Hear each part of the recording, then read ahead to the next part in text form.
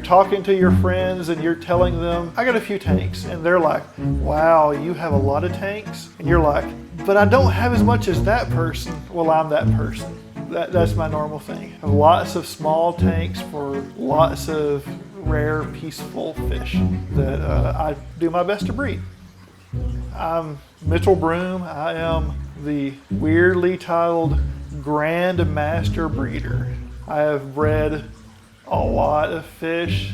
Nowadays I mostly focus on odd, rare, usually smaller, peaceful fish. So I have 2 display tanks. This is one of them. This is a native North American tank with rainbow shiners, fiery black shiners, and brook darters, and like a really high flow river setup.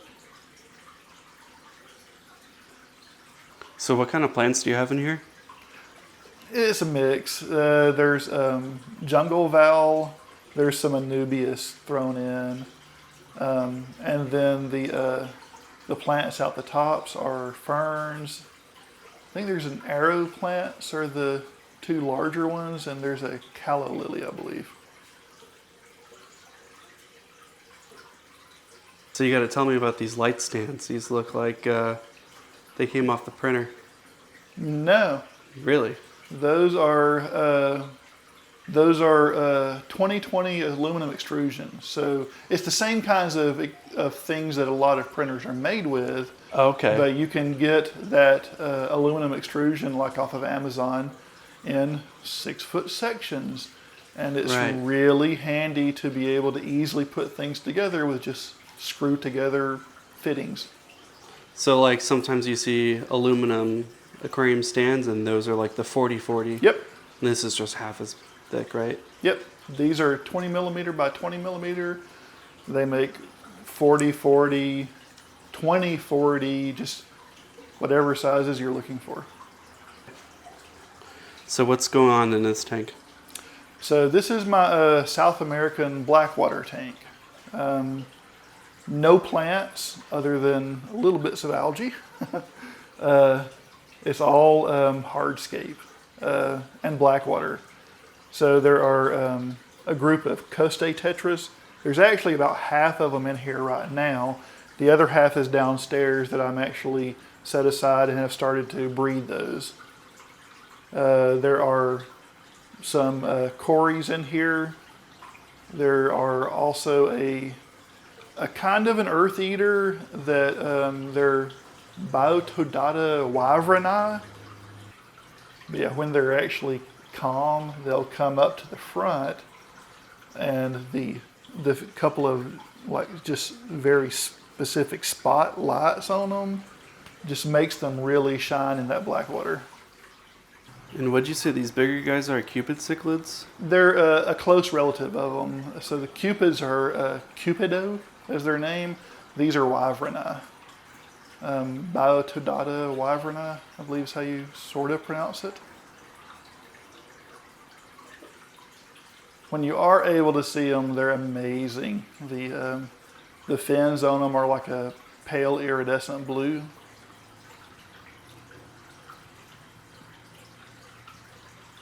So these stands, these are like standard 2x4s, but then Yeah. you have like a facade on the front? Yeah. Yeah, the facades are designed to hook on it and hang off and pull off. They're just to hide stuff. The show part is the tanks themselves. So they just kind of get out of the way for you. Like you can do it with black or white. In this case, the room is a very light color, so I figured white would get out of the way more. Yeah, my basement's dark, so I have black stands. Sure. It's a fish basement more than a fish room. I love the art. Yeah, so years ago when we first started doing swap meets, I started taking pictures of the fish that I would sell because they always look awful in bags. So these are all photos you took? Oh, yeah, of the things I have bred and brought to swap meets. But a year or two ago, I actually started redoing my binder for swap meets. So rather than throwing away all the old pictures, I framed them and put them up. This is awesome. I need to do this.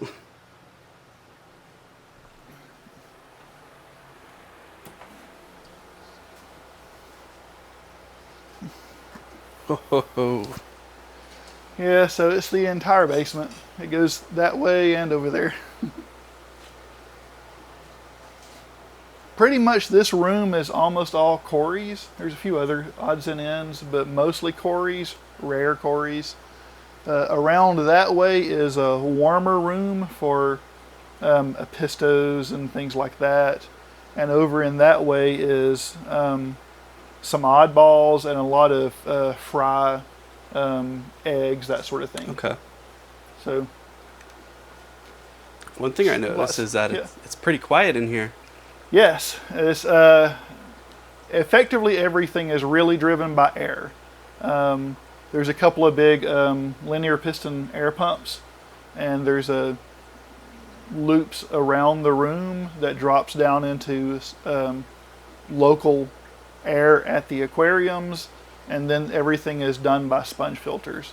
Okay. There's a couple of like canisters, but only because I was using them for other things, and I just kept them on tanks to keep them cycled. Okay. Yeah, so it's about 90% or more air. Oh, it's like I could take the canisters off and everything would still be fine because there's also air in those tanks. So it's basically 100% air. Yeah, I just put a linear air piston pump in my basement, and it's so much better. It's so different. Mm-hmm. But plus, I just had like 6 crappy air pumps where they all had 4 outlets and maybe 2 worked on each one. Yeah. When you start to get into that that next scale up where you do like one bigger pump, then you can do things like put a UPS on it. Mm-hmm. And the linear piston pumps are actually really efficient for what they do power-wise. Right. So they can last a long time on a fairly standard UPS. Yeah, that one's... what model is that one? That's the 80, the LPH 80 from Gemco. And I have another one over there that's the 120. Okay. I've got the baby, the 45C. Yeah. But it's doing my room right now, so... Oh yeah, like it's all dependent on how many air outlets you need and how deep the water is in the tank. So I guess you want to start over here and work our way down? Sure. So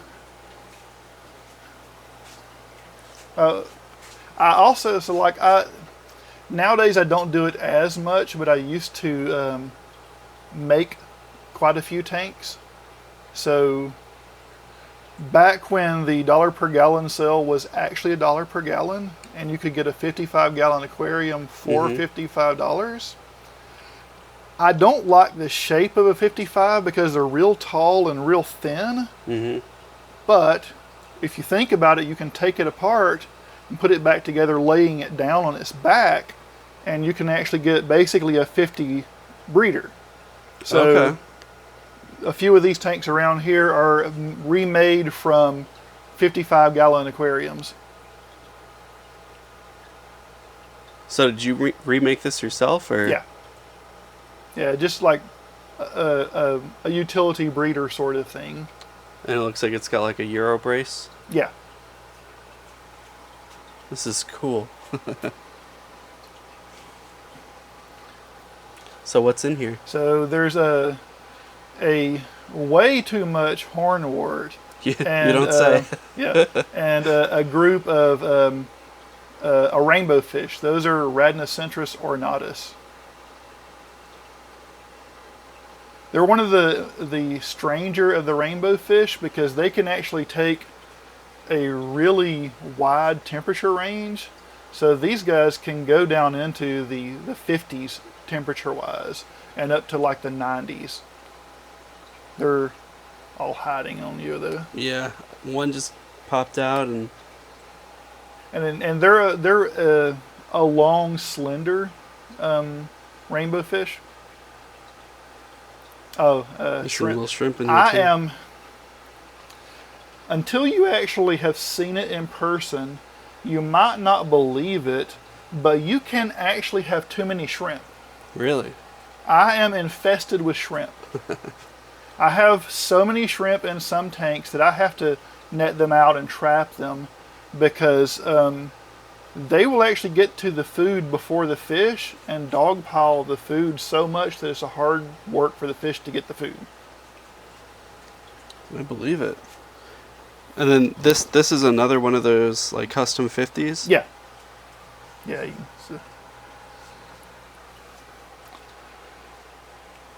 I like this too because so I have a 50 low boy, and this is actually taller. Yeah. Yeah, I have a couple of 50 low boys. Oh yeah, now we're starting to see a lot of these shrimp.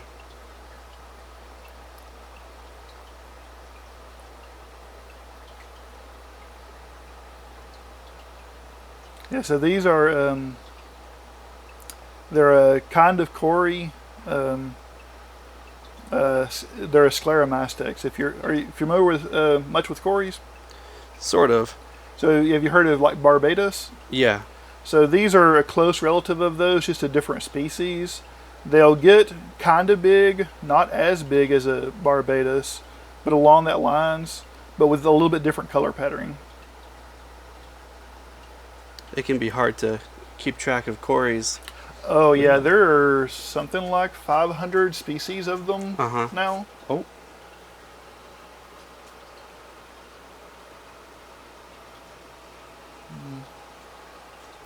It kind of came out for me. I don't know if I can get these guys to come forward for you.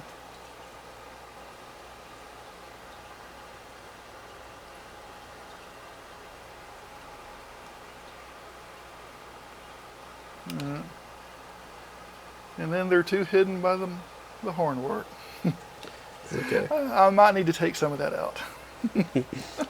I'll come back around and just get like close-up B-roll of Oh yeah.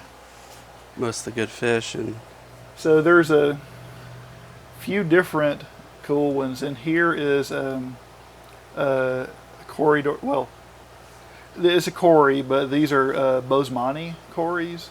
So they actually are a somewhat small, but they have a really tall dorsal fin and really cool, like a striped pattern on them. okay. So I got a few different groups of those guys because those are ones that I really like. So I have a few different breeding groups, so I can have some redundancy in case something happens to one tank. And the other tanks here are grow outs for some assorted young cories. Did you print the sponge stuff? Yeah, so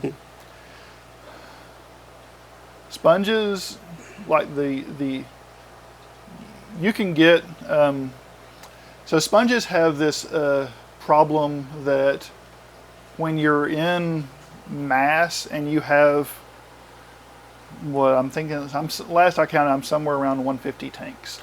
Wow. And most of them have at least a couple of sponges in them. And when you start to actually get anywhere near that scale, maintenance becomes a problem. So you'll get sponges, everybody makes sponges that have like the diffuser for air in them is built into them, whether it be at the base or if it's like a collar that's built onto them. Mm-hmm. But the problem is that diffuser over time will clog up. And most of them are designed for you to actually like take them apart and scrub them or soak them in something to actually eat away at the calcium deposit to actually open them up. But that's a pain to do maintenance. So what I've done is I've went the route of I take standard off-the-shelf sponges, but I am replacing the top on them with one that I 3D print. And then I just make it so I can pop the airstone straight out and replace it if I ever need to. Airstone is designed to just press in, pop it back together. So I can actually go around with a pile of the cheap airstones And if I have any of them need maintenance that need to be cleaned, I can just replace the air stone rather than having to like clean that diffuser, or if it's the kind that actually have the collar that's the diffuser, you got to clean that, scrub it with a whatever you have, like the pipe cleaner sorts of stuff. Yeah. So I go the route of I'm actually replacing those everywhere so that I can do maintenance easier for myself. And then like I'm in a gradual process. So there's sponge filters further over that you'll see that are further along with other features. My fish room gives me a place to experiment. And I have lots of experiments that have went on for years, and they gradually change over time. So this is the latest iteration of my sponge filter hacks that I do. That's cool.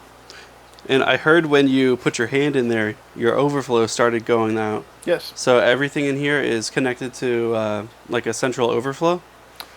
Well, it's because the room is so big and oddly shaped, they're distributed.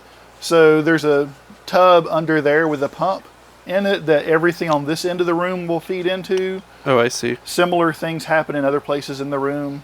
And it's like a sump pump in there. Yep.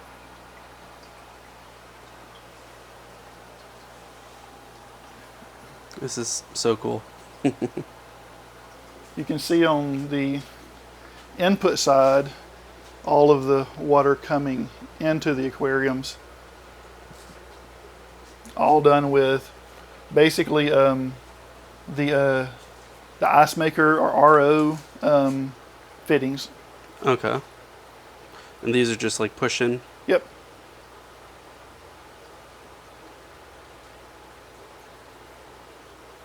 And see, these are the sponges I've seen on your channel. Yep. And then these little stands too.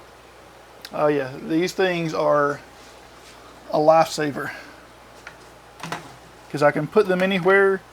They'll hold a lot of weight, and they're super lightweight, so I can just carry them around with me wherever I need them. So they're spread around in different locations in the rooms, so I can get one handy if I need to. And you looks like you print these too instead of having like a U shape. It's Yep. Is that 2 pieces and it feeds in, or is it? Yeah. So is it hollow? It's hollow going into it. So the U shape is hollow, but if you look at this side, it's designed to clamp onto the trim. So there's a piece that goes under it and a stainless steel screw that goes in that actually tightens up. Oh, okay. So it tightens up on this rim, because if you're not, ask me how I know. If you don't actually clamp that, when the water comes on, that first spurt of water can actually push that and pop it off. And then you spray water everywhere. So that's smart. Yeah. And I see the eyelash yarn spawning mops. Yes, it is. It's awesome. I found out about eyelash yarn by just walking through some craft store years ago, and it's a shame because the very first one that I ran across is the best brand I've ever actually had. But at the time I didn't know that, so I threw away the wrapper. Oh, no. So I don't know what the brand is. So periodically I try different brands to see if I can find that one. But there's something about the way that this one is made that it doesn't actually have the ends of it curl up on you. On some of the cheaper ones, the very ends of the strands, because it's like a braided kind of thing down the middle. The very ends of the strands can kind of curl a little bit. For some reason, this one stays straight like that. Yeah. So I saw on your channel this yarn, and I looked all over, and I ended up ordering like 3 different types and just trying to go through like trial and error and seeing which one is good and which one's bad. Yep. Because I like where it's like multiple different shades of green. Yeah. And it looks more realistic.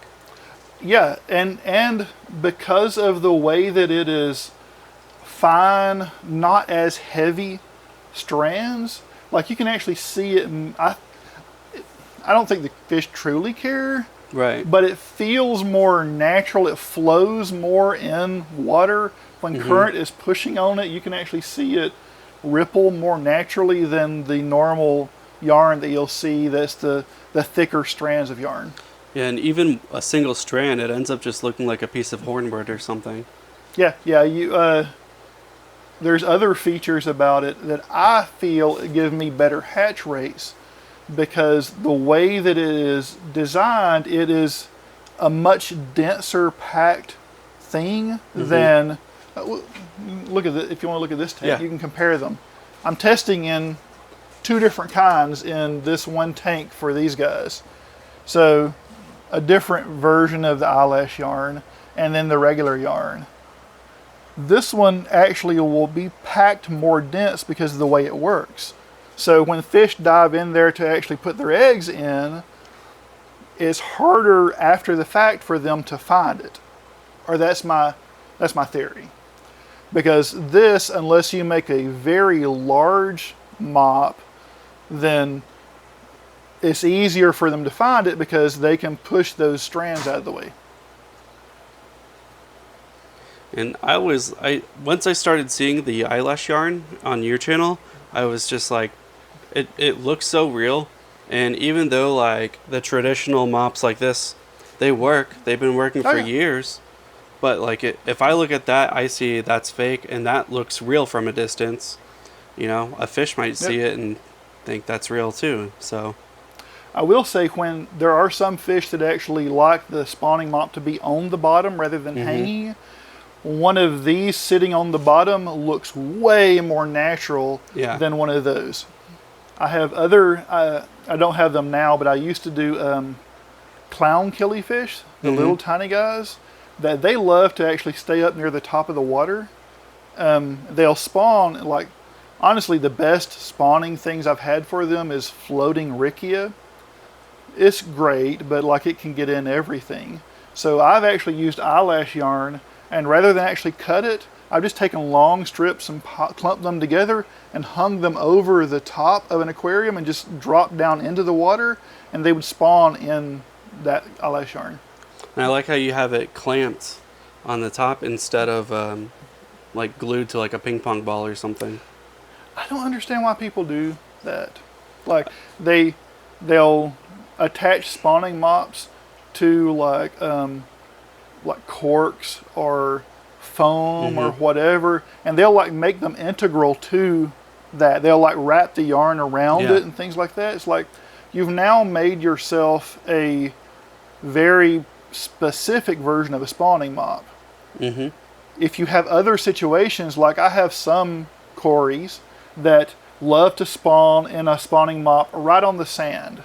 I have some that love to spawn right at the very surface, right at the knot, and some that are just wildly wherever.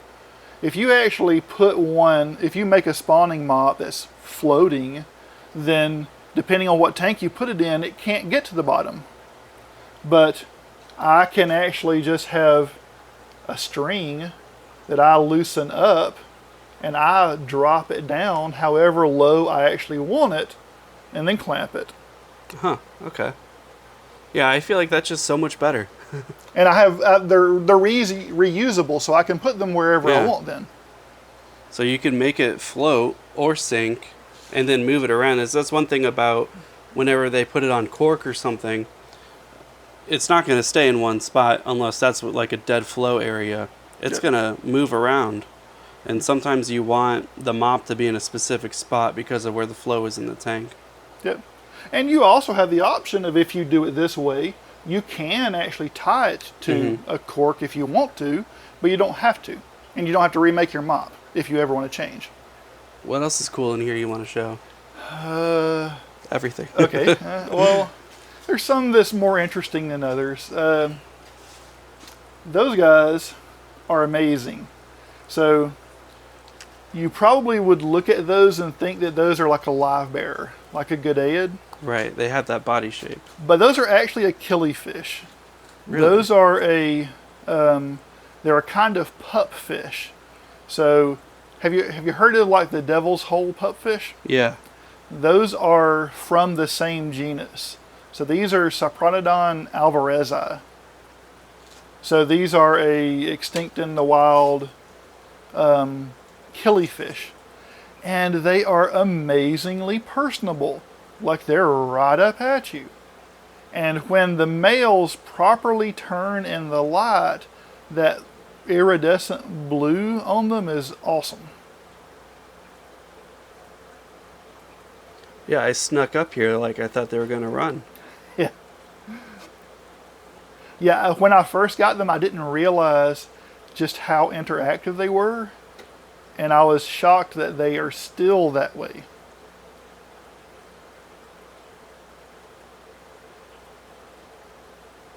What's down below? Just some holding for some plecos. Oh, okay. I'm getting out of the pleco business. I've gotten out of the pleco business years ago, and I've had some leftovers for cleaning tanks, and I'm finally getting rid of the leftovers. Anything up there? No, that's been cleaned out for some other things. What else? So there is a goodea in here. I don't know if they will let you see them. They are, there's a female over here. These are Caracodon audax. Oh. They are called the Black Prince. So they'll actually stay small. Like a 2-inch or so one is a big one. The males actually have black fins on them. Oh, now they're showing off. Yeah. So those are another one of the extinct in the wild kinds of things.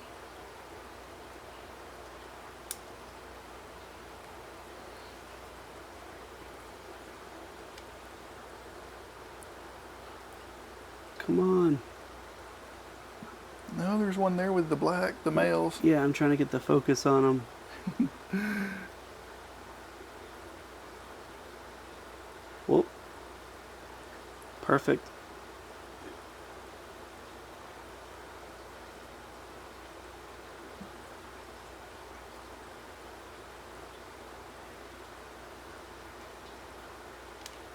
And then he's gone.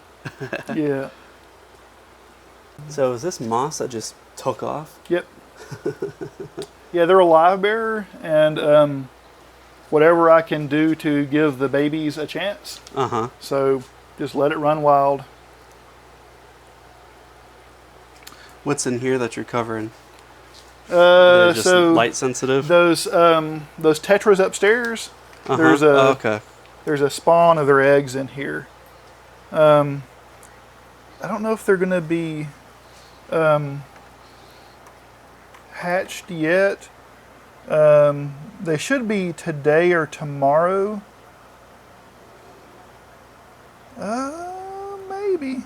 You can see a few of the bad eggs are fungused over. But hopefully those should produce me more of those tetras that are upstairs. Yeah, those guys are cool.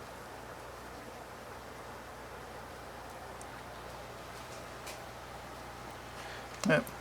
So why do you cover a tank if it just has eggs in it? Because the parents were in here yesterday, and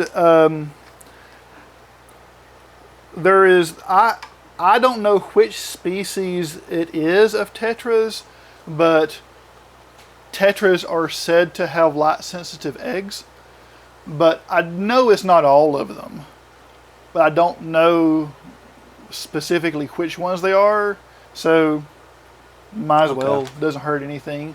It was there really to actually calm down the parents so they wouldn't see me walking around in here while they were ready to spawn, and I just left it there. That's cool, because I had never heard of light sensitive eggs. Yep. I know some tetras are. I just don't know which all species there are that are light sensitive. Cool. So I have went through phases over time, and Okay. right now I'm cories mostly rare cories. For the past 5 or 6 years, I've really been into rare cories, but all along the way, I have had other interests. I've done apistos and wild bettas and shell dwellers and lots of killifish and just lots of different things, rainbow fish. And generally from each one of those groups, when I do decide to pick up something else, I keep the few of those that I was really interested in. So in this case, these are Cypachromis leptosoma. They are a Tanganyikan cichlid, one of the open water Tanganyikan cichlids. They're also called like a sardine cichlid.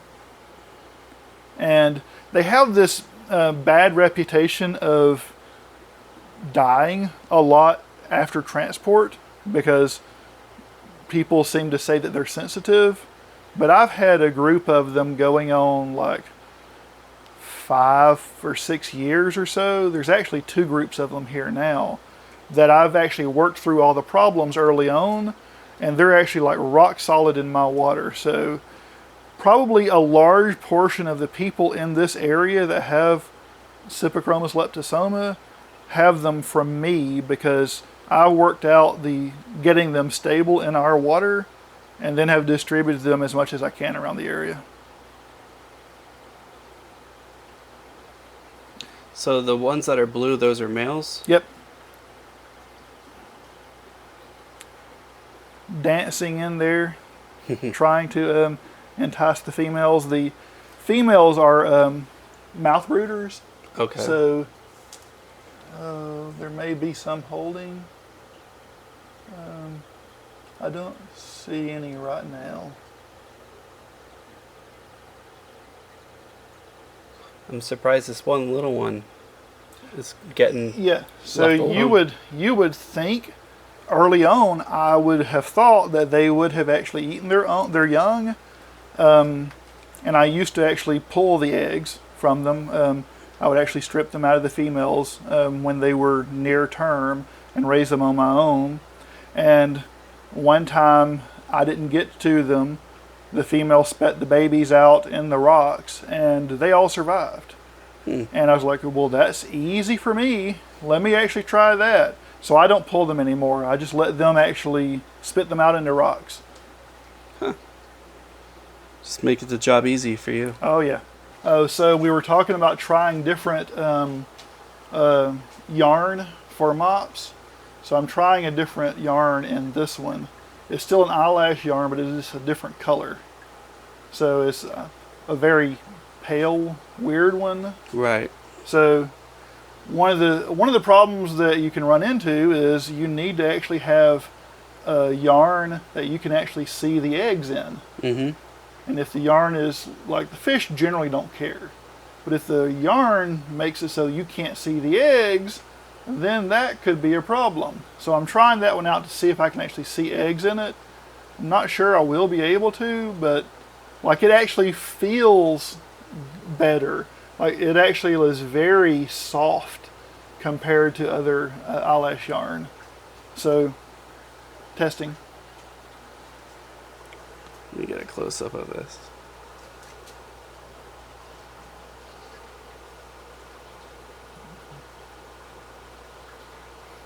It's in a tank with a pretty expensive cory, the Hephaestus. Have you heard of like the Fireball? Yes. That's those guys. I've been looking at some fireballs lately. Their color changes based on mood. They can be like really dark when they're like in a good mood and like ready to spawn, and they'll go to a more pale body color when they're stressed. I'm trying to find one. Let me see if I can coax them around from the back. Well, there's one in the middle now. Well, they decided to come to me. It's okay. I'll get a shot of them.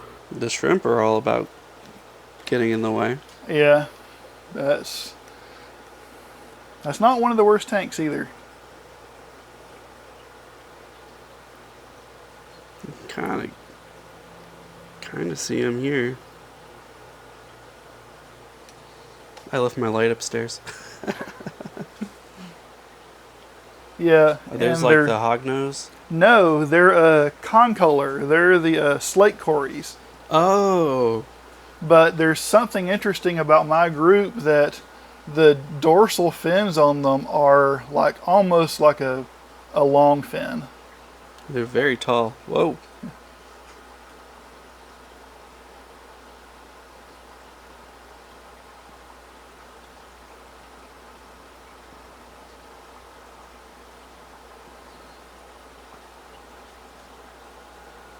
I got one in the corner that's not spazzing out. All the others are just shooting across.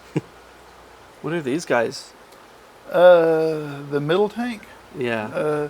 Those are ornatus. Okay. They're one of the larger cories. Yeah. They kind of look like gigantic trilineatus. Yeah, sort of. In a way. Oh, perfect.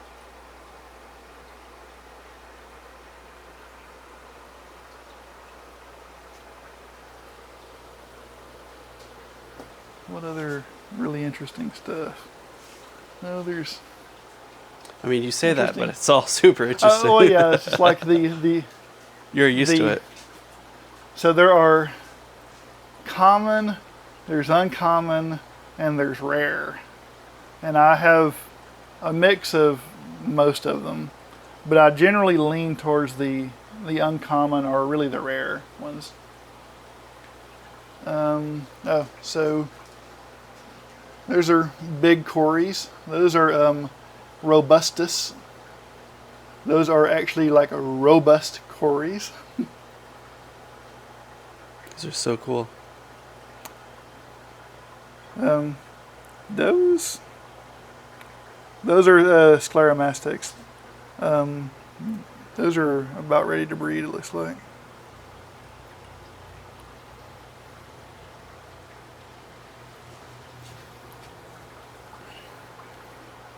So this is the tank that you highlighted in your talk, how you have the power head positioned on the side. Yeah. So that they'll try to lay the eggs like right here, and it goes that way. It is almost clockwork. It'll be somewhere in this area they will lay eggs, and then the current is like pretty strong. You can see how much is bending the spawning mob. But they will get up into the current, lay the eggs right in here on the glass, and then drop back down out of the current into that spawning mop to rest. And then they'll come back up and they'll just do that cycle up and down like that. How often would you say they start to spawn? Oh, they'll spawn every maybe week to 10 days for me. Wow. So much so that they are my favorite cory. They're amazing. I have them everywhere around here. I have so many of them that I don't pull the eggs anymore because, unfortunately, they're amazing, they're rare, they're expensive, and it's one of those things where you've got to find the right person that knows what they are, that's willing to actually pay for them. What's this mop made out of? It looks like streamers. So that is an attempt at giving a wider leaf to them. So that is actually made out of a plastic tablecloth. Okay. Just cut. You'll also see a lot of large farms will actually do the same thing with garbage bags. Does that plastic typically get more blackbeard algae on it, or is it just that tank? No, it's just this tank. Okay. I need to work on it some. Well, sometimes if it works, it works. Oh yeah. Oh, here's some of those. Oh yeah. Perfect. Now I can see. So the pipes just plug into it. Yeah, it's a friction fit. So I use RO pipe or ice maker pipe. Mm-hmm. And because it's a little bit flexible, I've set up the size of this so that it's a good friction fit. And there's a little stop in here so it won't go all the way. And if you put it in like that, and because there's no valve or anything on this side to like stop it, to put pressure back on it, it's just an open thing to flow out. So it's not going to ever have enough pressure here to actually pull it back down out of that. Okay. If there was something over here stopping it, like a valve or whatever, I could see that have enough pressure to actually push that back, but that's not the case on these. Somewhere in this room, is there a gigantic bin full of all broken prototypes? And you will actually see them around over time. The blue ones are a little bit older. Yeah, there's lots of them around of different sorts of things. That is an older version of the angled cap on sponge filters, versus like that. So, and then this is a slightly older version of this, where I've actually made the uplift adjustable. yeah, I like that design a lot. Yeah, so like I said, this is a project gradually working its way through the fish room. Uh-huh. And if you look at this, you'll see what's going on. Oh, It keeps these out of the going. way. Parts.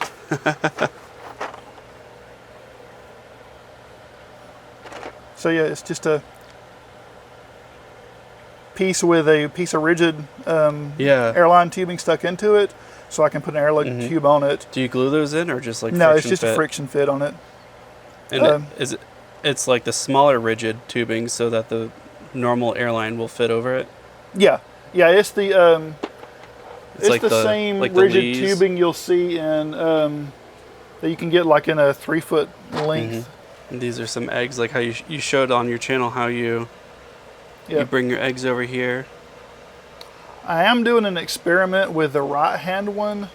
I have a Cory over there, a really rare one called Rick Boxta, that it for some reason it makes this really big egg. Like we could probably actually pull eggs right now and I could show you. Okay. But it makes this really big egg. But a lot of my hatches, it's really hard for the fry to break out of the egg. It's not a common thing for any of my other ones. So with those guys, that water is actually half tap water and half RO water. So I'm seeing if I can actually like soften it up more to make the shell easier for them to break out of. Did you make these little trays? Yeah. Those I actually hatch killifish eggs out of. Oh. Yeah, so there's that one needs to be cleaned more. But yeah, so okay, experiment. Oh, I love the experiments. Let's go around here, I think it is. So, killifish eggs, depending on the kind of killifish it is, the eggs can take a short amount of time to hatch. They can take a really long amount of time. Some of them hatch in water. Some of them you need to make a dry period for. The kind of killifish I was shooting for have a hatch in water. And they're over there, they're amazing. Phonius minto. They're little dark black males, amazing fish. But I was figuring how can I actually make my life easier where I have the eggs hatch in a container where I can keep a good eye on them in case any go bad so I can pull them out so they won't fungus the rest. But I want to actually like eventually make my life easier so I don't have to like eyedropper the babies out when they hatch and put them in something else. So there's an experiment going on where I started with this to hatch them in. And then this is an older version of it, but This is designed to actually float in the aquarium and uplift and then flow water through.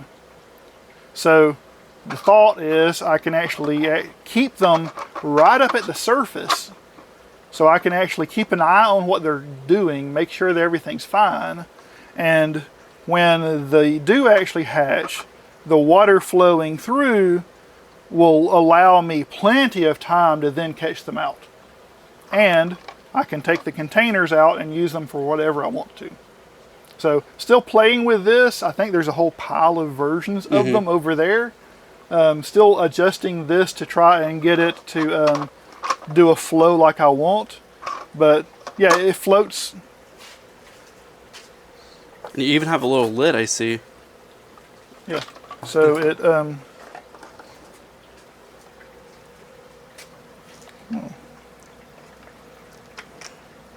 well, I didn't get it deep enough. So this one needed more floatant. So you see this actually a little too narrow, I believe, or too short. There's other versions that are a little bit taller over there. But yeah, so flows up and then comes out, and there's a strainer that goes there. Huh. So this is an older version of the float for them. So this room looks like a good showcase for the floating egg cups. So like any of the things that I make, like I make them for myself first, and then if other people really ask me for them, then I might start selling them, kind of thing. But like I make them for myself. Like I've went through so many different versions of these over time. First ones were made with a piece of styrofoam itself, just like a sheet of styrofoam as the floatant, with a circle cut in it, and like a food container as the actual cup. And then I moved up to a few different versions of that and went to a clear plastic container that actually had a screw-on lid. That was the previous version.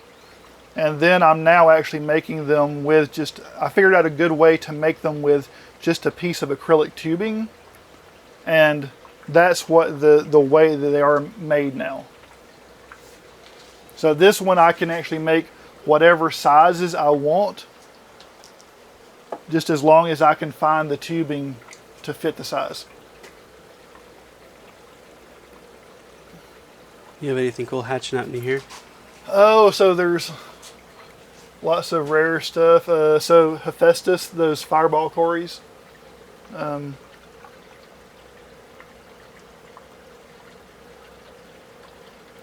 have to get There's a fireballs few from little you guys. instead of Jeff. Here's more of them that are zooming around in here. A bunch of little guys in there.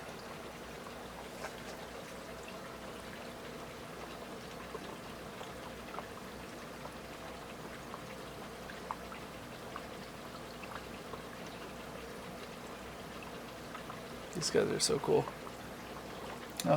There's Gossi. They're like a stirby that's like fancied up. We can look at the adults, and there's actually some young over here too. When you move further, there are I have a lot of fish that haven't been named yet, so they have identifiers like you have what's that behind you? You have plecos with L numbers and things like that. Cories have C and CW numbers, so I have lots of them that haven't been named yet. So there's CW 133s, there's C134s, the Rick boxed, the ones that have the big egg that I'm having a hard time getting them to consistently hatch out of. This one is some of these big eggs that you can actually see that they've been trying in here, but some of them didn't make it. So there's a couple of eggs with tails where it looks like they've not been able to get out of the egg yet in there. So trying to fix that with cutting the water with RO. There's a bunch of killifish in here, little Aphanius minto. They're still little guys in here right now, but when those get a little bit bigger, they'll move it. Each of these things are like temporary until they get big enough to move out into a tank, because I really prefer to keep really small fish in smaller containers to make sure that they don't have to chase forever to find food. So that's one of the advantages of these floating things. The water current is flowing through them because that's just a strainer. So I get the advantage of having a much larger tank and the water volume and stability that it brings, but I also can target the food to the fish so they don't have to spend time chasing a little tiny fish that's maybe an 1/8 inch long, chasing across a 10-gallon tank. That's a big tank for a little tiny fish. But keeping them in these kinds of containers, when they get large enough, then I'll actually move them out into a larger container or a larger tank. And depending on what the species is, when it gets large enough to outgrow a 10-gallon, then I'll move it up to a 20 or a 40 or whatever it is. But I generally don't put really small fish in big tanks. What are these wires for? Lights. Oh, okay. So most of the lights I've made myself. Okay. They're just LED, just rigid LED. Like you see everywhere the flexible LED, the rolls. But I do the rigid ones because I can mount them on pieces of aluminum, and then those I can just screw into whatever I want to. So those are a relative of like the scarlet batis. Yeah, they've got that body shape. Yeah, but those get huge, like 2.5 to 3 inch size for a batis, and they're not hiding, which is amazing for a batis.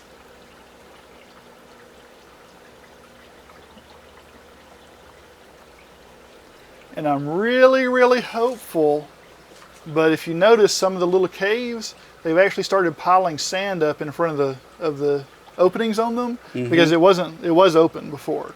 So I'm really, really hoping that they're starting to claim territories. Yeah, here's a good one on this side. It's hard for me to produce enough moss, so I supplement it with Christmas garland. And then I also experiment with other things, like in that one, that crazy green color. That's from like a koi filter Yes, or something, right? It's a koi spawning mop.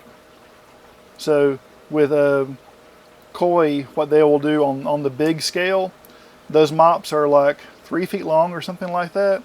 And they will actually hang a bunch of them on a set of rods and just drop them into tanks. So it's like a whole forest of them.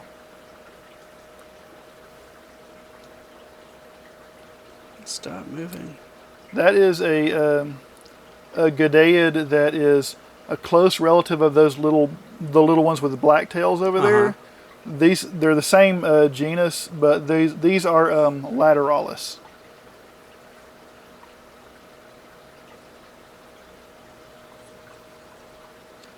And this is more of like, this is where the tank's drained down into, and it's some pump For out. the most part, this room, the drain is actually over there because I was able to use the actual bathroom that was stubbed out over here as the drain. So most of this room, height-wise, angle-wise, I'm actually able to get it to drain into that. But I get to about right here, and I start to get so high because I need the angle to go all the way around the room that I lose the ability to put anything below it. So that sump catches this rack and then drains over into this. So that way I can have lower tanks and still get my angle all the way around the room over to that drain. And this is bigger than the 5-inch ones, right? Yeah, that was that's like a 6-inch or so one. So that was me testing out a different piece of tubing for it. Yeah, everything is designed so that I can just scale it to whatever size I need to. all of the actual fittings and all are just the same. It's just the size of that ring that I need to adjust. These are those rare cories I was talking about that I need to actually get to be able to hatch out of their eggs better. And if you look, like there's one here, but they're actually generally a small. Okay, those are young. Those are probably young males. There's some babies in there. There's a few of them in there, but they're small. Like they're under 2 inches. And when you look at the size of the egg that they produce, that's a huge egg for that tiny little fish. Huh. And a female will produce like 4 of those giant eggs, just one of those little females. It's amazing. Like there's probably a whole bunch of eggs in that mop. You wanna, Sure. Let me slide by you and get a bowl to not drip everywhere, and we'll see. Try to get some of these cories on here.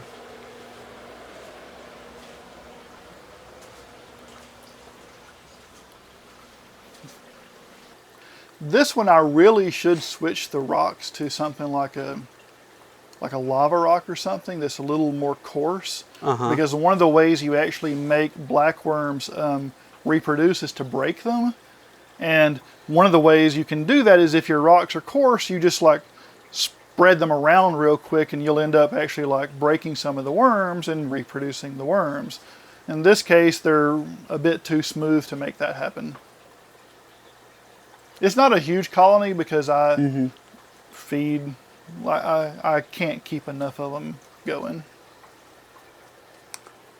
Oh my gosh, so cool. I like that I just see shrimp in every single tank everywhere. I wish I could get rid of shrimp in every tank I have, except for like 1 or 2 that I want them in. So years ago, I went through this phase with hatching eggs where like cherry shrimp, interesting enough, cherry shrimp won't actually eat an egg, but they will pick things off of an egg for you. So you can actually use them as a cleaner for hatching eggs, which sounds great. Those little containers that I hatch eggs in, put a couple of cherry shrimp in there, they'll help keep things clean. When the eggs hatch, when I move them into the next container, I dump the whole thing in, some cherry shrimp go with them. When I move those fish to the next tank, some cherry shrimp go with them. And now I'm infested with cherry shrimp.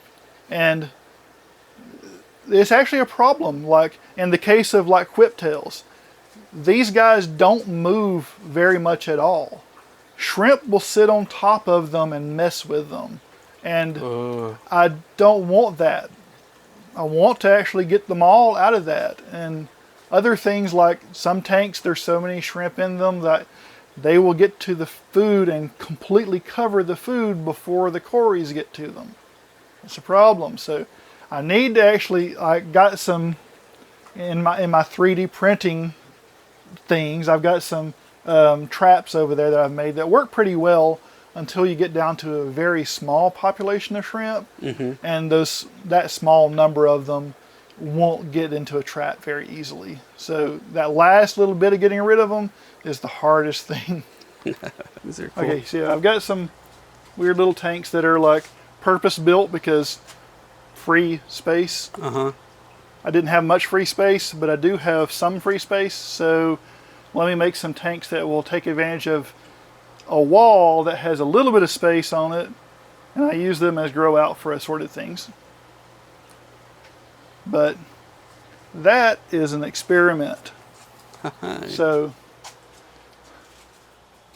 these guys, this is actually a combination of a mono shrimp and a goby, a Staphodon goby. So there's a bunch of them in there hanging out on top of the rocks. So both the goby and the Amano shrimp, unfortunately the Amano shrimp that I got are super small. I want them to be larger, but that's what they shipped with.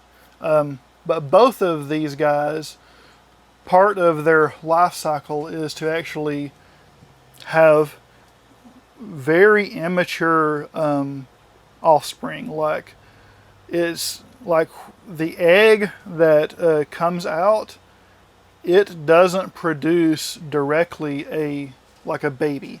It produces like a larval stage that is very underdeveloped, and it flows out into brackish and out into estuaries, eventually into the ocean.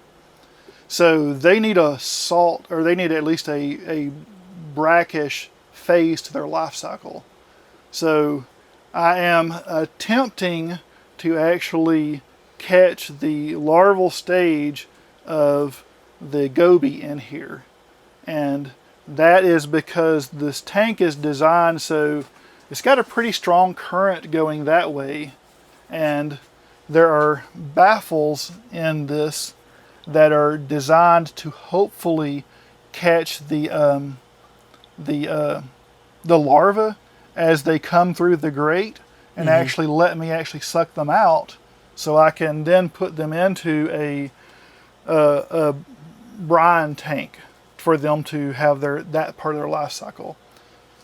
But this tank is designed in such a way that I'm not sure this is the right way to do it. So what I've done is made the tank so that the baffles are changeable. So I can actually make a new version of this with a different shape to try a different flow pattern to hopefully create a better turbulence to catch the larva. Haven't made it work yet, but tried. That's genius. And then when I get a good understanding of this and hopefully can actually get things going, then I will make tanks for above and below to recreate it. And that baffle, that's like stainless steel? Yeah. That's so cool. This guy right here, he's modeling for me. The way they sit on top of the rocks and display to each other is hilarious. Is this a caddy for the heaters? No, that's just What is that's that? actually it's just hanging in there right now because I pulled it off a tank over here. But Oh, okay.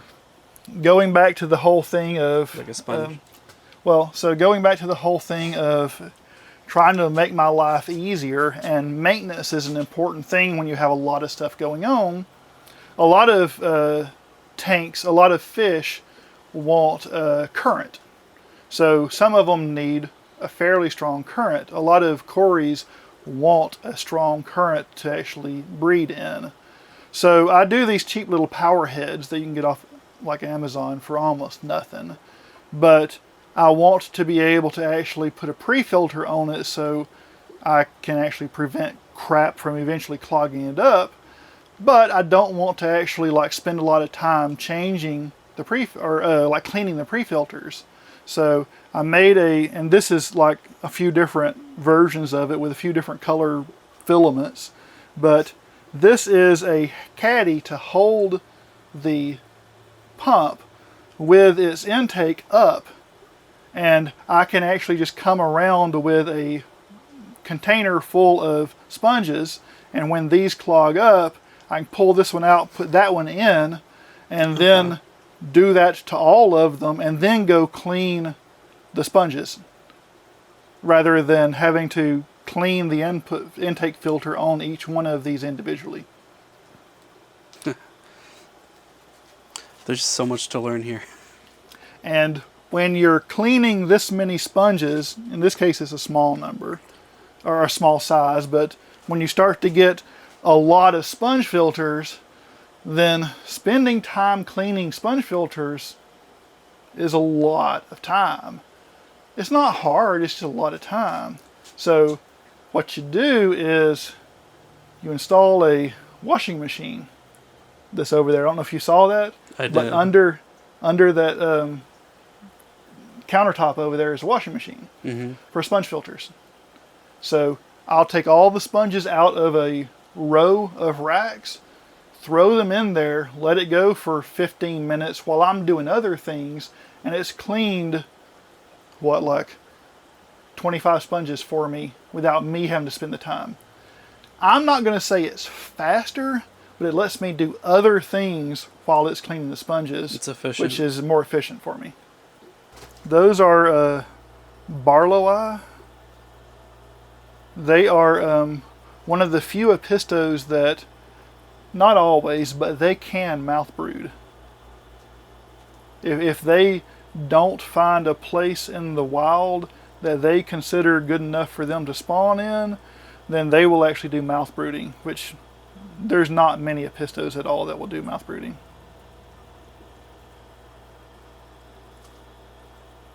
There's a few pairs of them. Mm-hmm. Yeah, the blue and then like the orange tip on the fins. That's so pretty. The females, when they are colored up, are just... So males of apistos look good pretty much all the time. But the females, when they're in the mood, I think they're the prettier of apistos. That all of them will have their own version of a yellow-orange look to them. But like, they all look so good. Hillstream loaches, a couple of different rare kinds. They're tiny if you see them in here, but these are Bloody Marys. They're a dark one, except their dorsal will actually get a really red color. But they're only like 3/4 of an inch long.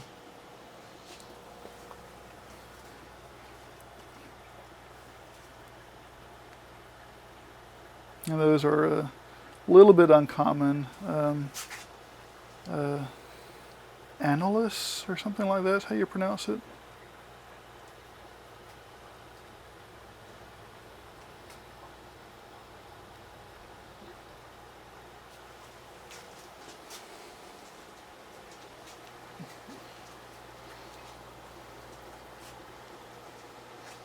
Probably should have cleaned the glass on this one.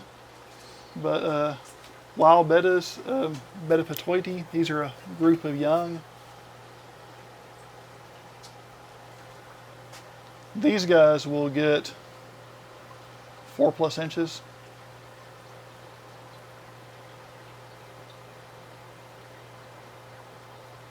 The males will get this really cool vertical orange and black banding.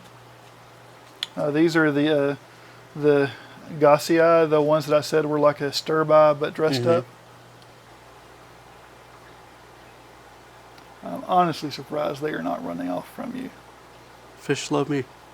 That's awesome. Sometimes I'm lucky. With mine, they hate me sometimes. So have you heard of the Vulcan Cory? I have, and I've heard they're expensive. They are. They have not yet bred for me, but let me see if I can rustle some of them out.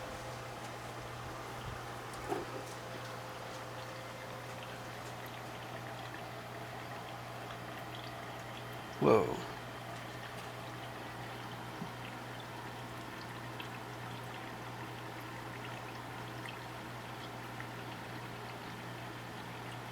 These guys are cool. Yep. I'm saying that about everything though. Well, that's because fish are cool, just in general.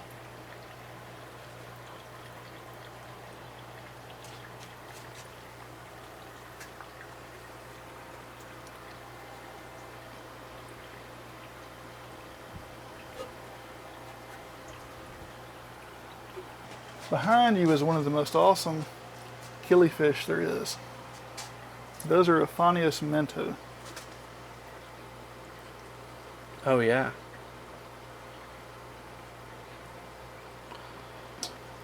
I can't remember where it was. I was on a stream and they were looking at these the other day. I said they look like pygmy sunfish almost because of the blue. Yep. There is this thing called a convergent evolution.